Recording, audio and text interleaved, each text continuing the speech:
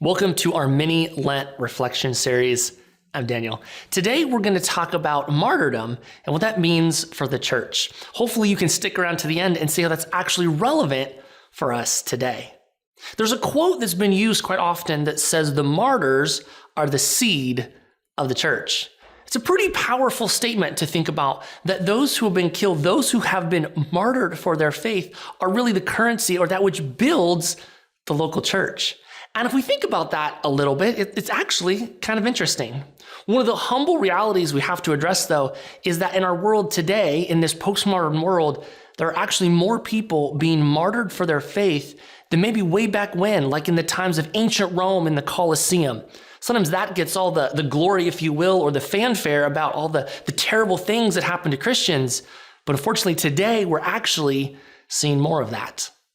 And in some sense, it's not really that those who have died for their faith are somehow growing the church. It's that their journey in discipleship, their witness throughout their life, leading up to a moment where they're willing to even die and not renounce their faith, is what pours life into the church. It's their willingness to give up anything in their lives for Christ. And for us today, that might draw us in a little bit. Quite frankly, it might be a little bit scary.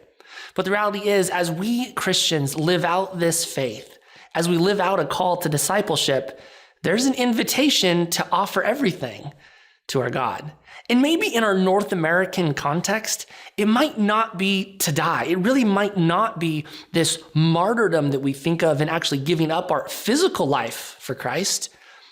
But instead, it might invite us into offering, in some sense, maybe even more. You see, the call to discipleship, the call to martyr faith, is really something that invites us to give everything we have to our God. Maybe that's our finances. Maybe that means we're willing to tithe, give money to the church, right, to help actually fund the reality that it takes money to do ministry. Maybe on the other side, it means that we're willing to offer our time. In some sense, time is incredibly precious. So being willing to show up at church and serve in a class, maybe help in the nursery, maybe even come down and vacuum the hallways. That's something that we have to give up, that we have to set time aside of our busy schedules, our work, our time with family, our hobbies, maybe that new Netflix show. Giving that back to God could require a lot. And honestly, it gets a little bit more pervasive than that. Maybe it's our theology. Maybe it's the way we read the Bible. Maybe it's even letting go of a espoused political view, something where we think our preferred political party is kind of leading the way and how the Christian church should carry out faith. Maybe there's a sense in which that isn't the most faithful way to be Christian, and we have to let go of an ideal. Maybe there's a theological idea that we've hung on to for years, something that shaped us, and maybe after hearing some really good sermons, being in a class, being in a Bible study, reading a book, or even just through prayer, we come to the realization maybe there's a way of thinking that we have leaned into and hung on to that's not as faithful as we thought. Maybe it means confessing that we've thought poorly about our God and faith and invites us to lean into something else.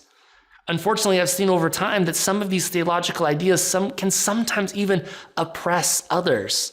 So there's a sense in which we have to let go of maybe some of the guilt and shame we might feel in some of the ways we've thought about faith. Maybe it's a way that we've read the Bible or a way we've thought about the way we need to pray.